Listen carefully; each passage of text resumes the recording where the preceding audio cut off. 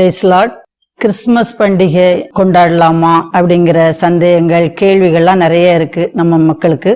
அதை பற்றி இப்ப நம்ம விசுவாச முழக்கம் ஆசிரியர் வந்திருக்காங்க, ரெவரண்ட் டாக்டர் ஜேவியர் ஐயா அவர்கள்ட்ட கேட்டு நம்ம தெரிஞ்சுக்க போறோம். ஐயா பிரைஸ் லார்ட். இப்போ இந்த மாசத்துல நம்ம கிறிஸ்தவ வட்டாரமே கிறிஸ்துமஸ் பண்டிகைன்னு சொல்லி கொண்டாடிட்டு இருக்காங்க மக்கள்லாம்.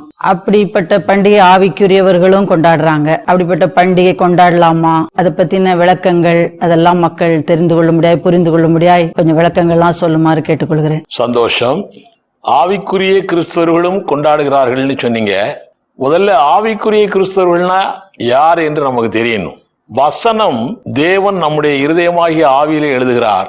ஆவியிலே எழுதப்பட்ட வசனத்தின்படி நடக்கிறவன் தான் ஆவிக்குரிய கிறிஸ்தவன். இந்த ஆவிக்குரிய கிறிஸ்தவனா எப்படி அவன் வர்றான்னா, ரோமர் 10:9-10 படி இயேசு கிறிஸ்து என்னுடைய ஆண்டவர், அவர்தான் எனக்காய் சிலுவையிலே மரித்தார், என் பாவங்களை சுமந்து தீர்த்தார் என்று விசுவாசிக்கிறான். இருதயத்திலே விசுவாசித்து வாயினாலே அறிக்கை செய்கிறான், ரட்சிக்கப்படுகிறான். இப்படி ரட்சிக்கப்பட்டவன் தான் நீதிமான். அந்த நீதிமான் தான் கிறிஸ்தவன் என்ற அந்த கோட்டுக்குள்ளே வருகிறான். அவனைத்தான் சீஷர் என்று வேதமும் சொல்லுகிறது. ஆக இப்படி ரட்சிக்கப்பட்டவர்களும் கொண்டாடுகிறார்கள் அப்படிங்கறத கேட்கும்போது நான் ரொம்ப வருத்தம் அடைகிறேன். பரவாயில்லை, அந்த மக்களுக்கு நம்முடைய இந்த வீடியோ மூலமாய் பல காரியங்களை தேவன் சொல்ல விரும்புகிறார். அதை நான் சொல்லுகிறேன். உங்களுடைய கேள்விகள் என்ன என்று சொல்லுங்கள், நான் அதை ஒவ்வொன்றாக உங்களுக்கு சொல்லலாம் என்று இருக்கிறேன்.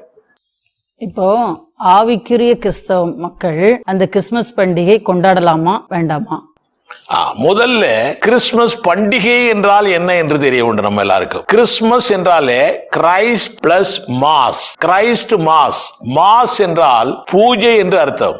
ரோமன் கத்தோலிக்க சபையாருக்கு நன்றாய் தெரியும். மாசுக்கு போயிட்டு வர்றேன்னு சொல்லுவாங்க. ஆக கிறிஸ்து மாஸ் என்றால் கிறிஸ்து பூஜை.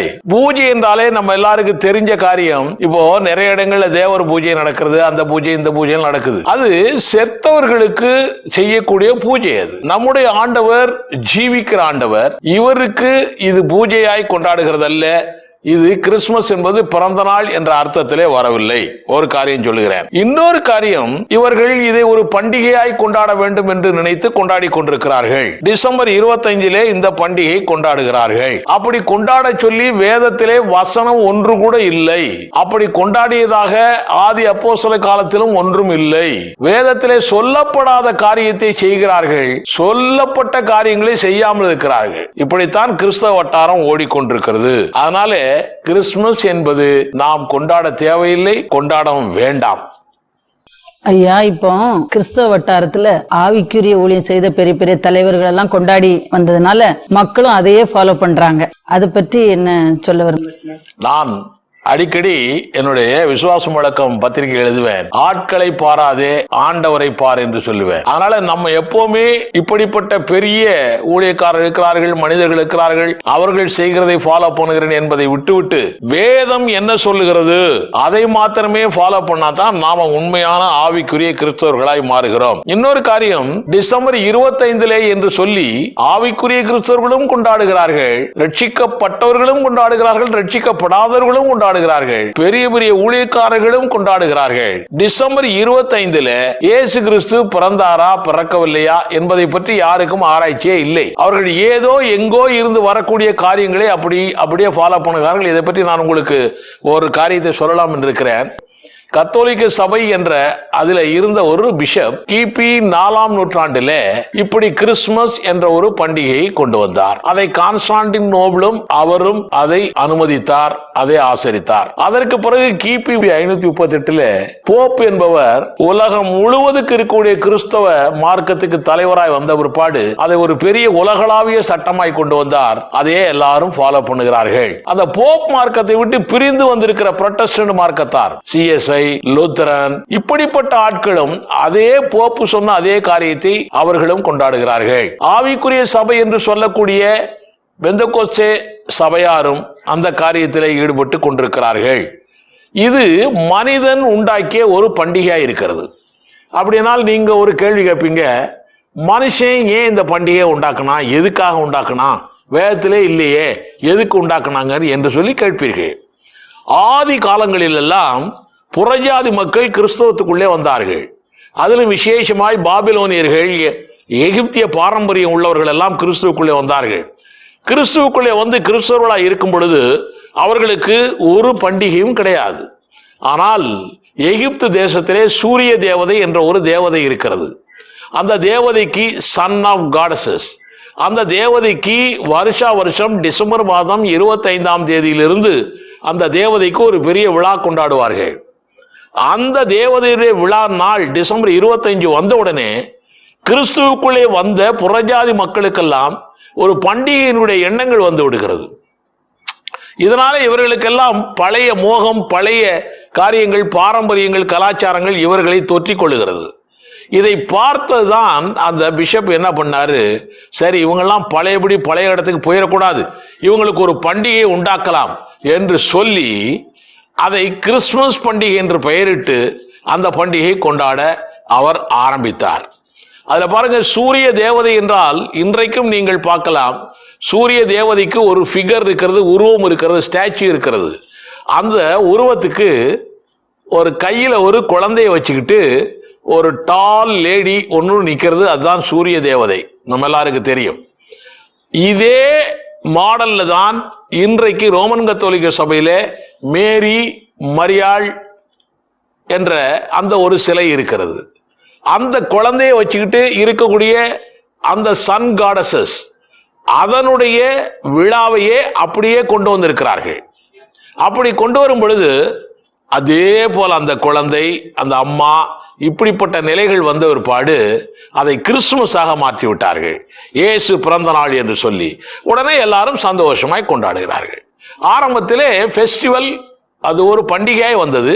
அதற்கு பிறகு வருடங்கள் மாற மாற மாற கிறிஸ்துமஸ் தாத்தா என்று ஒரு காரியம் வந்தது, கிறிஸ்துமஸ் வாழ்த்து என்ற ஒரு வாழ்த்து வந்தது, அதற்கு பிறகு கேரல் சர்வீஸ் என்று ஒன்று வந்தது, அப்புறம் ஸ்டார் கட்ட ஆரம்பிச்சாங்க, அப்புறம் புத்தாடைகள் அணிவித்தார்கள், புது புது பலகாரங்கள் படைக்கிறார்கள்.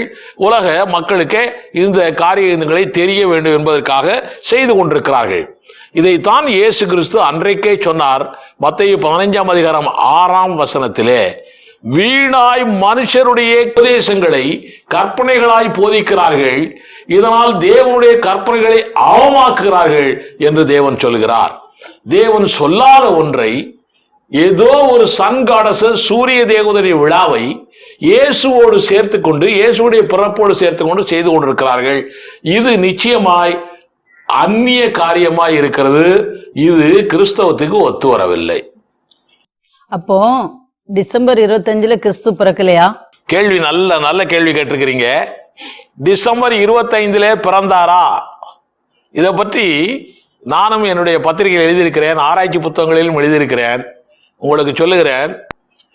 ஆடு மேய்க்கிறவர்கள் எல்லாம் தங்களுடைய ஆடுகளை அங்க ஒரு கிடையிலே போட்டு ஒரு பரந்த வெளியிலே பாதுகாத்து கொண்டிருக்கிறார்கள் என்று எழுதப்பட்டிருக்கிறது. நமக்கு தெரியும், இஸ்ரவேல் தேசத்திலே இந்த நவம்பர், அக்டோபர், நவம்பர், டிசம்பர் மாதங்கள் எல்லாம் மழை காலமாய் இருக்கிறது. மழை காலத்தை தொடர்ந்து அதற்கு பிறகு இளவேனில் காலம் வரப்போகிறது. மார்ச் ஏப்ரல் வரப்போகுது. இந்த காலம் வரைக்கும் ஒருவரும் வெளியே ஆடுகளை கிடை போட்டு வைக்க பாதுகாக்க முடியாது. அப்படி என்றால் நிச்சயமாய் லூக்கா 2ஆம் அதிகாரம் 8ஆம் வசனத்தின்படி அவர்கள் ஆடுகளை அங்கே மந்தை போட்டு கிடையிலே போட்டு அவர்கள் பாதுகாத்தது நிச்சயமாய் நவம்பர் டிசம்பர்ல இருக்கவே முடியாது. இது மார்ச் ஏப்ரல் அப்படிப்பட்ட காலகட்டத்தில் தான் இருக்க வேண்டும். ஆனால் டிசம்பர் மாதத்துல இயேசு பிறந்தார் என்று சொல்வதற்கு வேதத்திலிருந்து ஒன்றுமில்லை. இது சூரிய தேவதையுடைய நாளை முக்கியப்படுத்துவதற்காக சொல்லப்பட்டிருக்கிறது. அதற்கு பிறகு நிறைய ஆராய்ச்சியாளர்கள், சரித்திர ஆராய்ச்சியாளர்கள் எல்லாம், வேத ஆராய்ச்சியாளர்கள் எல்லாம் ஆராய்ச்சி பண்ணாங்க, இயேசு எப்போ எப்போ பிறந்தாருன்னு சொல்லி. கடைசியில பார்த்தா ஒரு முடிவு வந்திருக்கிறது. அந்த முடிவுல கிமு 4வது வருஷத்துல இயேசு பிறந்தார் என்று முடிவு கட்டியிருக்கிறார்கள். ஆக நிச்சயமா கிபி 1 இயேசு பிறக்கவே இல்லை என்று வேத வல்லுநர்கள் கருதுகிறார்கள். சரித்திர ஆசிரியர்களும் ஒத்துக்கொள்ளுகிறார்கள். இன்னொரு காரியத்தை உங்களுக்கு நான் சொல்ல போகிறேன், தெரிஞ்சுங்க. டிசம்பர் 25 இயேசு கிறிஸ்து பிறந்தார், ரைட்? இப்ப கிபி கிமு என்று சொல்லிக் கொண்டிருக்கிறோம். கிபி என்றால் கிறிஸ்துவுக்கு பின், கிறிஸ்துவுக்கு முன் என்றெல்லாம் இருக்கிறது அர்த்தங்கள் உங்களுக்கு தெரியும். ஆனால் கிபி என்றாலே நம்ம ஆட்கள் சொல்லுகிறது கிறிஸ்து பிறப்பிற்கு பின் என்று சொல்லுகிறார்கள். கிமு என்றால் கிறிஸ்துடைய பிறப்புக்கு முன்னாலே என்று சொல்லுகிறார்கள். அப்படி அல்ல. கிபி என்றால் அன்னோ டொமினி, லத்தீன் பாஷை, ஆஃப்டர் கிரைஸ்ட். கிமு என்றால் பிஃபோர் கிரைஸ்ட், கிறிஸ்துவுக்கு முன்னாலே. பிறப்பை பற்றி அங்கே இல்லை. ரைட். இவர்கள் சொல்லுகிறபடி அது பிறப்பு என்று கருத்தையே நாம் எடுத்துக்கொண்டோம் என்றால், டிசம்பர் 25 இயேசு பிறந்தார் என்று எடுத்துக்கொண்டால், அப்போ புது வருஷ கணக்கு டிசம்பர் 25ஆம் தேதியிலிருந்து ஆரம்பிக்க வேண்டும் அல்லவா? என்ன சொல்றீங்க நீங்க? டிசம்பர் 25 புது வருஷ கணக்கு வரலையே. அதுல இருந்து 8 நாள் கழிச்சு ஜனவரி 1ஆம் தேதியிலிருந்து புது வருஷ கணக்கு வருது. அப்போ இயேசு பிறந்தார் என்று சொல்வதற்கும் கிபி கிமு என்று அவர்கள் அர்த்தம் கொள்ளுகிறதற்கும் வருஷம் பிறந்தது என்று சொல்வதற்கும் தொடர்பே இல்லை. இது மனிதர்கள் உண்டாக்கிய உபதேசங்கள். இது அங்கே எகிப்திய தேவதைக்கு கொடுக்கப்பட்ட அந்த பண்டிகை கிறிஸ்துமஸ், கிறிஸ்து பிறந்தார் என்று சொல்லி அவர்கள் கிறிஸ்துமஸ் என்று பெயரிட்டு காரியங்களை செய்து கொண்டிருக்கிறார்கள். ஆனால் இதை பற்றிய காரியங்கள் நம்ம எல்லாருக்கும் இன்னும் அதிகமாய் தெரிய வேண்டும். வேற ஏதாவது உங்களுக்கு சந்தேகம் இருந்தால் கேளுங்கள். இப்போ இப்படி கிறிஸ்துமஸ் பண்டிகை கொண்டாடுறதுனால இயேசு இந்த பூமியில பிறந்திருக்கிறார் அப்படிங்கிறத மற்றவங்களுக்கு எல்லாம், புறஜாதிகளுக்கு தெரியப்படுத்தும்படியா அவங்களுக்கு ஸ்வீட் எல்லாம் கொடுக்கறது, அவங்களுக்கும் சுவிசேஷம் சொல்ற மாதிரி ஒரு ஊழியம் மாதிரி ஆயிருது இல்ல, தெரியப்படுத்துறது. அதனால ஊழியம் மாதிரி இதை செய்யலாமே அப்படின்னு சொல்லி உங்களுடைய கருத்து. அதைத்தான் கிறிஸ்தவர்கள் சொல்லிக் கொண்டிருக்கிறார்கள் என்று நீங்கள் சொல்லுகிறீர்கள். நான் சொல்லுகிறேன், நீங்க இயேசு பிறந்தார் என்று கிறிஸ்தவன் சொல்லாதுக்கு முன்னாலேயே சரித்திரமே உலகத்தில் உள்ள இந்துக்களுக்கும், முஸ்லிம்களுக்கும், சீக்கியர்களுக்கும், புத்தர்களுக்கும் சரித்திரமே சொல்லிக் கொடுத்திருக்கிறது கிறிஸ்து பிறந்தார் என்று. அதை போய் கிறிஸ்தவம் போய் சொல்லிக் கொடுக்க தேவையே இல்லை. கிறிஸ்தவம் போய் சொல்லிக் கொடுக்க வேண்டிய கட்டாயம் இல்லை. ஏனென்றால் இப்போ நம்ம எல்லாம் இப்போ டேட் எல்லாம் வச்சிருக்கோமே, 2019, 2020, 2021 எல்லாம் வச்சிருக்கிறோமே. இதெல்லாம் எங்க இருந்து வருது?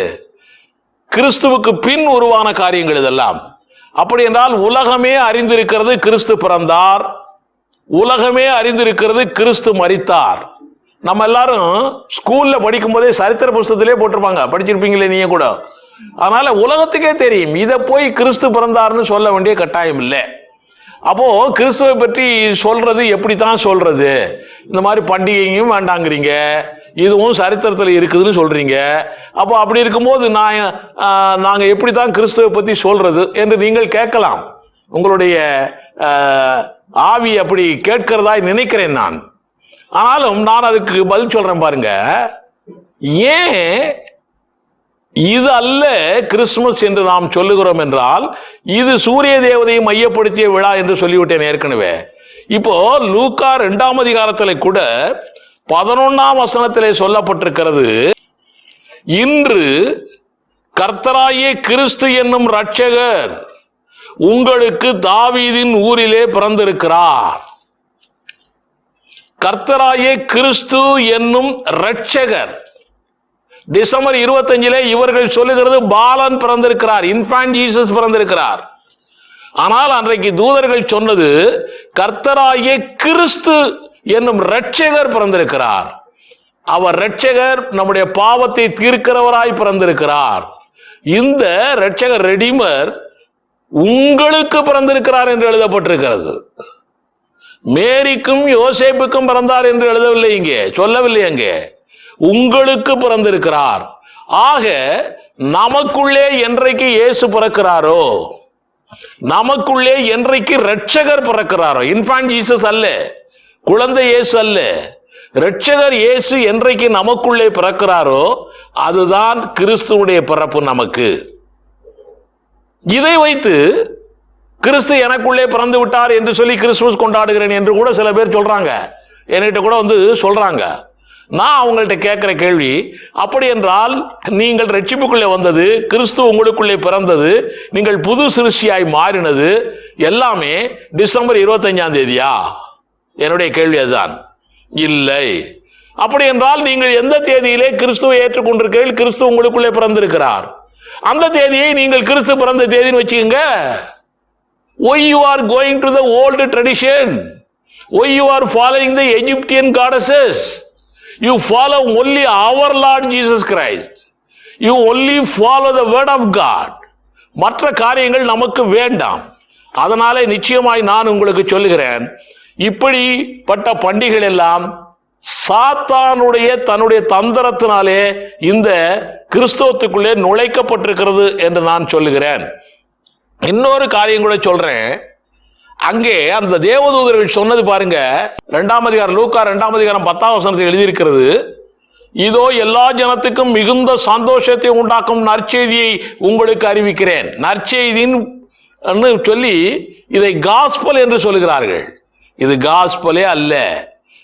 நீங்க கிரேக்க பாஷையை எடுத்துக்கொண்டாலும் சரி, இங்கிலீஷ் புத்தகத்தை எடுத்து படித்தாலும் சரி, குட் நியூஸ் என்று அல்ல, குட் டைடிங்ஸ், நல்ல விசேஷம், அதைத்தான் போட்டிருக்கிற ஒழிய நல்ல சுவிசேஷம் என்று அல்ல. சுவிசேஷம் என்றாலே பவுலப்போஸ்தலன் விளக்கமா எழுதுகிறார். 1 கொரிந்தியர் 15ஆம் அதிகாரம் 1 முதல் 4 வசனங்களை வாசியது என்றால் அதிலே ரொம்ப விளக்கமா எழுதுகிறார் அவரு. சுவிசேஷம் என்றால் என்ன? சுவிசேஷம் என்றால் இயேசு கிறிஸ்துடைய பிறப்பு தானா? அதை பற்றி நான் உங்களுக்கு சொல்லுகிறேன், வாசிக்கிறேன். அன்றியும் சகோதரரே, நான் உங்களுக்கு பிரசங்கித்த சுவிசேஷத்தை மறுபடியும் உங்களுக்கு தெரியப்படுத்துகிறேன். நீங்களும் அதை ஏற்றுக்கொண்டு அதிலே நிலைத்திருக்கிறீர்கள். நான் உங்களுக்கு பிரசங்கித்த பிரகாரமாய் நீங்கள் அதை கை கொண்டிருந்தால் அதனாலே நீங்கள் ரட்சிக்கப்படுவீர்கள். மற்றபடி உங்கள் விசுவாசம் விருதவாயிருக்குமே. நான் அடைந்ததும் உங்களுக்கு பிரதானமாக ஒப்புவித்ததும் என்னவென்றால், கிறிஸ்துவானவர் வேத வாக்கியங்களின்படி நமது பாவங்களுக்காக மரித்து அடக்கம் பண்ணப்பட்டு வேத வாக்கியங்களின்படி 3ஆம் நாளில் உயிர்த்தெழுந்து கேபாவுக்கும் பின்பு 12 தரிசனமானார். ஆக சுவிசேஷம் என்பது இயேசு கிறிஸ்துடைய மரணம், அடக்கம், உயிர்த்தெழுதல். இதுதான் சுவிசேஷம். இயேசுடைய பிறப்பு சுவிசேஷம் அல்ல. அதனாலே கிறிஸ்துமஸ் கொண்டாடி இப்படி எல்லாம் நான் சுவிசேஷத்தை சொல்லுகிறேன் என்று சொல்லுகிறது வேத வசனங்களுக்கு மாறான கருத்து. ஐயா, இப்ப நீங்க சொன்ன விளக்கங்கள் எல்லாம் புரியுது. இப்போ நாங்க ஒரு சர்ச் வச்சிருக்கிறேன் ஐயா, சர்ச் பாஸ்டரா இருக்கிறேன். நீங்க சொன்னதை கேட்டு கிறிஸ்துமஸ் பண்டிகை கொண்டாடாம போயிட்டா விசுவாசிகள் எல்லாம் பண்டிகையே இல்லைன்னு சொல்லி வேற சர்ச்சுக்கு எங்கெங்கெல்லாம் கொண்டாடுறாங்களோ அங்கெல்லாம் போயிடுவாங்களே, ஆட்களே இருக்காதே, அப்ப என்ன பண்றது? உங்களுடைய கேள்வி நல்ல கேள்விதான். ஆட்களை சம்பாதிப்பதற்காக வசனம் இல்லாத ஒரு காரியத்தை நாம் செய்யக்கூடாது. ஆட்களை சம்பாதிப்பதற்காக வசனத்துக்கு விரோதமான காரியத்தை நாம் செய்யக்கூடாது. ஒரு காரியம் சொல்றேன், நம்முடைய இயேசு கிறிஸ்து அவர் ஆண்டவர், அவர் தெய்வம். தெய்வங்கிற நிலையில் தான் அவரை நம்ம வச்சிருக்கிறோம். இந்த தெய்வத்துக்கு பிறந்த நாள் கொண்டாடலாமா? இதை நீங்க சர்ச்சில் சொல்லி கொடுங்க. தெய்வத்துக்கு பிறந்த நாள் கொண்டாடலாமா? இப்போ மனுஷர்களுக்கு தான் பிறந்த நாள் கொண்டாடுறாங்க. ஏனென்றால் இந்த மனுஷன் ஒரு நாளைக்கு சாக போறான். இவன் சாக போறாங்கிறதுனால ஒவ்வொரு வருஷமும், ஒரு வருஷம் முடிஞ்சிருச்சு, சாவை நோக்கி போய் கொண்டிருக்கிறான்.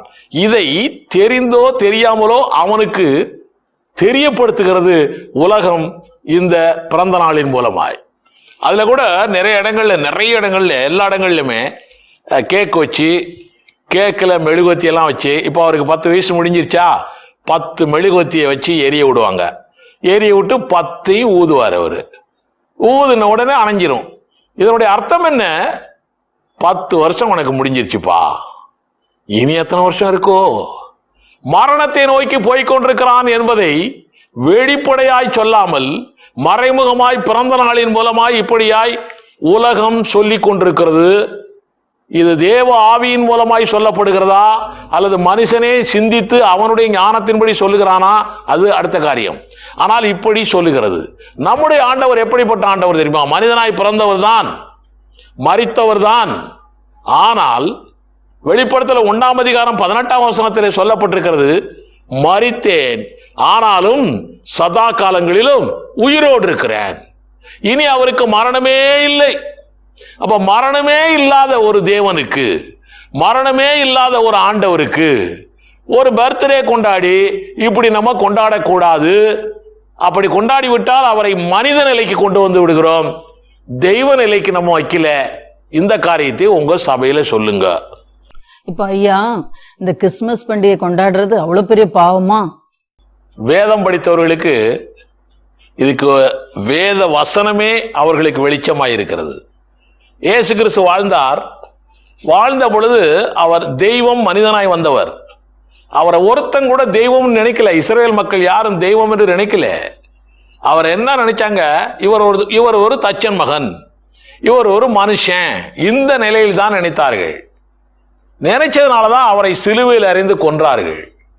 அதனாலதான் அவர் சிலுவையில் தொங்கும்போது கூட சொன்னார், இவர்கள் அறியாமல் செய்கிறார்கள், இவருடைய பாவத்தை மன்னியும்னு பிதாவிட்ட நமக்காய் அவர் வேண்டினார். இதே நிலையை அப்படியே உங்களுடைய சர்ச் மெம்பர்கள்ட்ட சொல்லுங்க. அன்றைக்கு இஸ்ரவேல் மக்கள் மனித நிலையிலே தான் இயேசு வைத்திருந்தார்கள். அதே போல நாமும் மனித நிலையிலே இயேசு வைத்திருந்தால் அது பாவம் இல்லையா? அன்றைக்கு இயேசு சொன்ன சிலுவையிலே சொன்ன 7 வார்த்தைகளிலே முதல் வார்த்தை இதுதானே. அது பாவம் என்று தானே சொல்லி இருக்கிறார். இவர்களை மன்னியும் என்று தானே சொல்லி இருக்கிறார். அப்படி என்றால் நாம் இயேசு கிறிஸ்துவை மனித நிலைக்கே வைத்து நாம் இப்படி பண்டிகைகளை கொண்டாடும் பொழுது நிச்சயமாய் நாம் பாவ நிலையில் தான் போய்கொண்டிருக்கிறோம் என்று அர்த்தம். இது கண்டிப்பாய் பாவம்தான். ஒன்று. இன்னொரு காரியம், இயேசு கிறிஸ்துவே தன்னுடைய வாழ்நாள் 33 ஆண்டுகளிலே அவர் பிறந்த நாள் கொண்டாடினதாக சரித்திரம் இல்லை. அப்போஸ்தலர்களும் கொண்டாடவில்லை என்று ஏற்கனவே சொன்னேன். வசனமும் கொண்டாடுங்கள் என்று சொல்லவே இல்லை. அப்ப வசனம் சொல்லாத ஒன்றை, வசனத்துக்கு விரோதமான காரியத்தை ஏன் நாம் செய்ய வேண்டும்? அப்படி செய்தால் பாவம் தானே. அப்ப வசனம் என்ன சொல்கிறதோ அதை அப்படியே நாம் ஃபாலோ பண்ண வேண்டும். இதுதான் தேவன் நமக்கு கொடுக்கிற கட்டளை. இப்ப ஐயா, இவ்வளவு தூரம் விளக்கங்கள்லாம் சொன்னீங்க. இன்னொரு கேள்வி, பைபிள்ல வசனம் ஏதாவது இருக்கா கிறிஸ்துமஸ் கொண்டாடக்கூடாதுன்னு? இப்படித்தான் நிறைய பேர் கேட்டுக்கொண்டிருக்கிறார்கள். உங்களுக்கு சொல்லுகிறேன், பைபிள்ல கிறிஸ்துமஸ்ன்னு எங்கேயாச்சும் இருக்கா? கிறிஸ்துமஸ் விழான்னு எங்கேயாச்சும் இருந்தா? இருந்தா தானே அது கொண்டாடலாமா கொண்டாடக்கூடாதுன்னு சொல்லியிருப்பாங்க. இப்போ ஞானஸ்தானம் இருக்கு. ஞானஸ்தானம் இருந்தா ஞானஸ்தானம் எடுக்கணுமா வேண்டாமா, எப்படி எடுக்கணும், என்ன விஷயம் அப்படிங்கிறதெல்லாம் விளக்கமா எழுதியிருக்குல்ல. அதே போல கிறிஸ்துமஸ்ங்கிறதே பைபிள்ல இல்லை. அதனால இந்த கிறிஸ்துமஸ் கொண்டாடலாமா கொண்டாட வேண்டாமா அப்படின்னு சொல்லி பைபிள் எழுத வேண்டிய கட்டாயம் இல்லை. நீங்க எல்லார்கிட்டையும் சொல்லுங்க அப்படி. அதனால இதுல இருந்தால் அதற்கு பதில் கிடைத்திருக்கும். இதுல இல்லாதனால அதை பற்றி நீங்கள் திங்க் பண்ண வேண்டாம், அதை நீங்கள் கொண்டாட வேண்டாம். இன்னொரு கேள்வி ஐயா, சொல்லுங்கம்மா. இப்போ டிசம்பர் 25ஆம் தேதி கிறிஸ்துமஸ் கொண்டாடலன்னு சொல்லிட்டு சில ஆவிக்குரிய சபையார் அந்த தேதியில ஆராதனை நடத்துறாங்க. அப்படி ஆராதனை நடத்துறது சரியா? நிச்சயமாய் நானும் இப்படிப்பட்ட காரியங்களை எல்லாம் கேள்விப்பட்டிருக்கிறேன். அவங்க ஆராதனை எப்போ அவங்க நடத்துவாங்க? வாரத்துக்கு ஒரு நாள் நடத்துகிறார்கள். அதுவும் சபையாருக்கு லீவு நாள் எப்போ வருதோ அப்போதான் நடத்துறாங்க. ரைட். இப்போ அவங்களை கேட்டா என்ன சொல்றாங்க? டிசம்பர் 25 சபையாருக்கு லீவு நாளா இருக்குது, அதனால நாங்க ஆராதனை வைக்கிறோம் அப்படின்னு சொல்றாங்க. அப்படி என்றால் தீபாவளி அன்னைக்கும் லீவு நாள் தான், பொங்கலும் லீவு நாள் தான், மகாத்மா காந்தி பிறந்த நாளும் லீவு நாள் தான். அந்த நாட்களிலெல்லாம் நீங்கள் ஆராதனை வைக்கிறது இல்லையே. டிசம்பர் 25க்கு மாத்திரம் முக்கியத்துவம் கொடுத்து நீங்கள் ஆராதனை வைக்கிறதுடைய காரியம் என்ன, காரணம் என்ன? இன்னொரு காரியம் அவர்களை பார்த்து கேட்க வேண்டிய கேள்வி, அப்படி அவர்கள் ஆராதனை வைக்கிறவர்கள் கூட எப்போதும் காலையில 9 மணிக்கோ 8 மணிக்கோ 10 மணிக்கோ வைக்கிறவங்க அன்னைக்கு மாத்திரமே 4 மணிக்கு 3 மணிக்கே ஆராதனை வச்சு சீக்கிரத்தில் ஆராதனை 5 மணி 6 மணிக்கெல்லாம் முடிச்சுட்டு போங்கன்னு எல்லாரையும் அனுப்பிச்சு விட்டுருவாங்க மக்களை. ஏன்னா நீயும் போய் மற்றவன் கிறிஸ்துமஸ் கொண்டாடுறானே அவனை போல நீயும் போய் கறி மீன்லாம் வாங்கி பிரியாணி வச்சு சாப்பிடுன்றாங்க.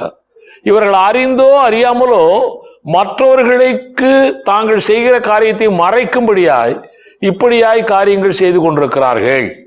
அதனாலதான் ஒரு சில சபைகளிலே, விடுதலை கிறிஸ்துவின் சபை போன்ற சபைகளில் எல்லாம் டிசம்பர் 25ஆம் தேதி ஒரு புரோகிராமும் கிடையாது. அப்படி அவர்கள் செய்யும் பொழுது விசுவாசிகளுக்கு ஒரு புது கருத்து உருவாகிறது, அவர்களுக்கு புது எண்ணங்கள் உருவாகிறது, வசனத்திலே அவர்கள் உறுதியாகிறார்கள். அது அப்படியே பரம்பரையாய் வளர்ந்து கொண்டிருக்கிறது.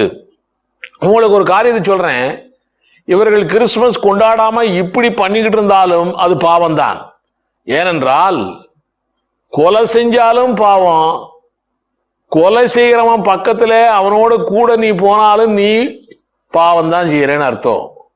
அன்றைக்கு சவுல் ஸ்தேவானை கல்லெறிந்து கொல்லும் பொழுது சவுல் கல்லெடுத்து கொல்லல, ஆனா சவுல் ஸ்தேவானுடைய ட்ரெஸ்ஸை பத்திரமா வச்சிருந்தாரு. அதுவே இவர் ஒரு பாவி என்று சொல்லப்படுகிறது. அப்படி இருக்கும் பொழுது நான் கொண்டாடல, இப்படி ஆராதனை பண்றேன்னு சொன்னா நீங்கள் அறிந்தோ அறியாமலோ தெரிந்தோ தெரியாமலோ அந்த நாளை முக்கியப்படுத்தி கொண்டிருக்கிறீர்கள் என்று அர்த்தம். இதைத்தான் அப்போஸ்தலர் 17ஆம் அதிகாரம் 30ஆம் வசனத்தில் சொல்லப்பட்டிருக்கிறது. அறியாத காலங்களை தேவன் அறியாதவர் போல இருக்கிறார். ஆனா இந்த காலம் அறிகின்ற காலம். அறியாமலே செஞ்சாங்கன்னா அதை பத்தி கவலையில ஆண்டவர் கண்டுக்க மாட்டார். நீ அறிந்தே தப்புன்னு தெரிஞ்சே இந்த காரியத்தை செய்து கொண்டிருக்கிறது, இது மகா பெரிய தவறு. அதனால இப்படி ஆவிக்குரிய சபையார் செய்கிறது, அது மகா பெரிய பாவம், தவறு. இது தெரியாமலே செய்யக்கூடிய மற்ற ரட்சிக்கப்படாத சபையா இருக்கிறாங்களே புராட்டஸ்டன்ட் மார்க்கத்தார், அவங்க செய்கிற பாவங்களை விட இது பெரிய பாவமாய் இருக்கிறது என்று நான் திட்டமும் தெளிவுமாய் சொல்ல விரும்புகிறேன். ஐயா, அப்போ கிறிஸ்தவங்களுக்குன்னு பண்டிகை எதுவுமே கிடையாதா? என்னதான் பண்டிகைன்னு இருக்குது கிறிஸ்தவனுக்கு? நல்லா கேட்டீங்க. இப்படி ஒரு கேள்வி முந்தியே கேட்பீங்கன்னு நினைச்சேன் நான். வேதத்துல பண்டிகை என்று இருக்கிறது. லேவியர் 23ஆம் அதிகாரத்தில் எழுதப்பட்டிருக்கிறது. 8 விதமான பண்டிகைகள் சொல்லப்பட்டிருக்கிறது. அந்த 8 விதமான பண்டிகைகளும் நியாயப்பிரமாண காலத்தில் இஸ்ரவேல் மக்கள் மூலமாய் அது கொண்டாடப்பட்டு கொண்டு இருந்தது. இயேசு கிறிஸ்து வந்தார், மரித்தார், உயிர்த்தெழுந்தார், பரலோகம் போயிட்டார். பவுலப்போஸ்தலன் எழுதுகிறார் கொலோசியர் 2ஆம் அதிகாரம் 16-17 வசனங்களிலே, இந்த பண்டிகைகள் எல்லாம் கிறிஸ்துவுக்கு நிழலாட்டமாய் இருக்கின்றன. அதனால கிறிஸ்து வந்த பிற்பாடு இந்த பண்டிகைகளை கொண்டாட வேண்டாம், அப்படி அந்த பண்டிகைகளை குறித்து யாரும் குற்றப்படுத்தக்கூடாது என்று பவுல் எழுதுகிறார். அதனாலே அந்த லேவியர் 23 சொல்லப்பட்ட ஒரு பண்டிகையும் கிறிஸ்தவனுக்கு தேவையில்லை. அந்த லேவியர் 23 சொல்லப்பட்ட பண்டிகைகளிலும் கூட கிறிஸ்துமஸ் என்ற ஒரு பண்டிகையே இல்லை. அதுல எதுலையுமே இல்லை, வேதத்திலே இல்லை. அதனால வேதத்திலே கிறிஸ்துமஸ் என்ற ஒரு பண்டிகையை பற்றி சொல்லவே இல்லை. அப்போ இப்படியெல்லாம் நான் சொல்லிக்கிட்டே இருக்கிறதுனால நீங்க என்ன நினைக்கிறீங்க? அப்போ கிறிஸ்தவன் பண்டிகை இல்லாம அப்படியே சோகமாவே இருக்கணுமா? அல்ல அல்ல. உயிர்த்தெழுந்த ஆண்டவரை துதிக்கிற ஆராதிக்கிற கிறிஸ்தவன் என்றைக்கும் சந்தோஷமா இருக்கணும். அவனுக்கு என்றைக்குமே பண்டிகை நாள் தான். நம்ம ஆண்டவர் நமக்கு ஒரு பண்டிகையை கொடுத்திருக்கிறார். 1 கொரிந்தியர் 5ஆம் அதிகாரம் 7-8 வசனங்களை நான் வாசிக்கிறேன். ஆகையால் நீங்கள் புளிப்பில்லாதவர்களாய் இருக்கிறபடியே புதிதாய் பிசைந்த மாவாய் இருக்கும்படிக்கு பழைய புளித்த மாவை புறம்பே கழித்து போடுங்கள். ஏனெனில் நம்முடைய பஸ்காவாகிய கிறிஸ்து நமக்காக பலியிடப்பட்டிருக்கிறாரே. இயேசு பலியிடப்பட்டதுனாலே நம்முடைய பழைய புளித்தமா நம்மை விட்டு போய்விட்டது. ஆதலால் பழைய புளித்த மாவோடு அல்ல, துர்க்கணம் பொல்லாப்பு என்னும் புளித்த மாவோடும் அல்ல, துப்புரவு உண்மை என்னும் புளிப்பில்லாத அப்பத்தோட பண்டிகையை ஆசரிக்க கடவோம். புளிப்பில்லாத அப்பத்தோட பண்டிகையை ஆசரியுங்கள் என்று பவுல் அப்போஸ்தலன் மூலமாய் ஆவியானவர் நமக்கு சொல்லிக் கொடுக்கிறார். ஆக நமக்கு பண்டிகை உண்டு. அதான் அப்பம் புசிக்கும் பண்டிகை. அதைத்தான் சில திருவிருந்து பண்டிகை என்கிறார்கள், சிலர் ராப்போஜனம் என்கிறார்கள். இப்படி ஒவ்வொருவரும் ஒவ்வொரு மாதிரி சொல்லிக் கொண்டிருக்கிறார்கள். இந்த பண்டிகை தான் கிறிஸ்தவனுக்கு முக்கியமான பண்டிகை. அப்படின்னா இந்த பண்டிகையை எப்ப நம்ம ஆசரிக்கணும், எப்ப அந்த பண்டிகையை கொண்டாடணும், இப்படி எல்லாம் கேள்வி கேட்பீங்க நீங்க. இதைத்தான் 1 கொரிந்தியர் 11ஆம் அதிகாரத்துல பவுல் அப்போஸ்தலன் எழுதுகிறார். விளக்கமாய் எழுதுகிறார். நான் அந்த வசனத்தை வாசிக்கிறேன் பாருங்க. 1 கொரிந்தியர் 11ஆம் அதிகாரம் 23 முதல் 25 வரைக்கும் வாசிக்கிறேன். நம்முடைய கர்த்தராகிய இயேசு கிறிஸ்து தாம் காட்டி கொடுக்கப்பட்ட அன்று ராத்திரியிலே அப்பத்தை எடுத்து ஸ்தோத்திரம் பண்ணி அதை பிட்டு, நீங்கள் வாங்கி புசியுங்கள், இது உங்களுக்காக பிற்கப்படுகிற என்னுடைய சரீரமாய் இருக்கிறது, என்னை நினைவு கூறும்படி இதை செய்யுங்கள் என்றார். அவர் அப்படியே போஜனம் பண்ண பின்பு அவர் அந்தப்படியே பாத்திரத்தையும் எடுத்து, இந்த பாத்திரம் என் ரத்தத்தினாலாகிய புதிய உடன்படிக்கையாக இருக்கிறது, நீங்கள் இதை பானம் பண்ணும் போதெல்லாம் என்னை நினைவு கூறும்படி இதை செய்யுங்கள் என்றார். ஆக இயேசு கிறிஸ்துடைய மரணத்தை நினைவு கூறும்படியாய் நீங்கள் அப்பமும் ரசமும் பானம் பண்ணி அதை ரசத்தை நீங்கள் குடித்து ஒரு பெரிய பண்டிகையை கொண்டாடுங்கள் என்று வேதம் சொல்லுகிறது. அதனால இதை நம்ம எப்ப செய்யறது? ஒரு சிலர் வாரம் செய்யறாங்க, ஒரு சிலர் டெய்லி கூட செய்யறாங்க, ஒரு சிலர் மாசம் கூட செய்யறாங்க அப்படிங்கிறாங்க. உங்களுடைய சபையிலே சபையார் எல்லாரும் ஒன்று கூடுக்கிறதுக்கு எந்த நாள் சரியாய் வருகிறதோ அந்த நாள்ல செய்யுங்க. டெய்லி பண்ணாலும் தப்பு இல்லை, வாரத்துக்கு ஒரு நாள் பண்ணாலும் தப்பு இல்லை, எப்போ வேணாலும் செய்யுங்க. உங்களுக்கு வசதி எப்படிப்படுகிறதோ செய்யுங்க. அந்த டயத்துல எல்லாம் அது ஒரு பெரிய பண்டிகையாய் கொண்டாடுங்கள். அந்த பண்டிகையில எப்படி நம்ம பண்டிகைக்கு நல்ல ட்ரெஸ் எல்லாம் போட்டுட்டு நல்லா பந்தாவா நம்ம எல்லாம் போவாங்களோ வருவாங்களோ, அதே போல அன்னைக்கு சபையாரெல்லாம் நல்ல பண்டிகை கொண்டாடி வர சொல்லுங்க. அன்னைக்கு பண்டிகையெல்லாம் முடிஞ்ச ஒருபாடு நல்ல எல்லாருக்கும் சாப்பாடு கொடுங்க, நல்லா சாப்பிட்டு. அதனால தேவன் நிச்சயமாய் கிறிஸ்தவனுக்கு தன்னுடைய பிள்ளைகளுக்கு பண்டிகை என்ற ஒன்றை தினந்தோறும் ஆசரிக்கவும் சொல்லி இருக்கிறார். வாரம் கூட ஆசரிக்கலாம், மாதம் கூட ஆசரிக்கலாம், உங்களுடைய விருப்பம் எப்படியோ அதன்படி டெய்லி பண்டிகை. கிறிஸ்தவனுக்கு டெய்லி கிறிஸ்து எனக்காய் பிறந்து மரித்தார் உயிர்த்தார், அதான் டெய்லி பண்டிகை. இதை நினைவு கூறுங்கள் என்று ஆண்டவர் சொல்லுகிறார். இந்த மரண நாளை கூட சொல்லல, அவர் மரண நாளை நினைவு கூறுங்கள் கூட சொல்ல, மரணத்தை நினைவு கூறுங்கள் தான் சொல்லிக்கிறாரு.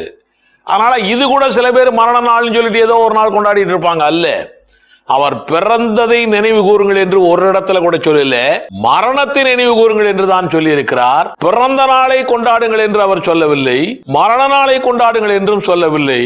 ஆக தேவன் சொன்னபடியே ஆதி அப்போஸ்தலர்கள் நடந்தார்கள், நாமும் அப்படியே நடப்போம்.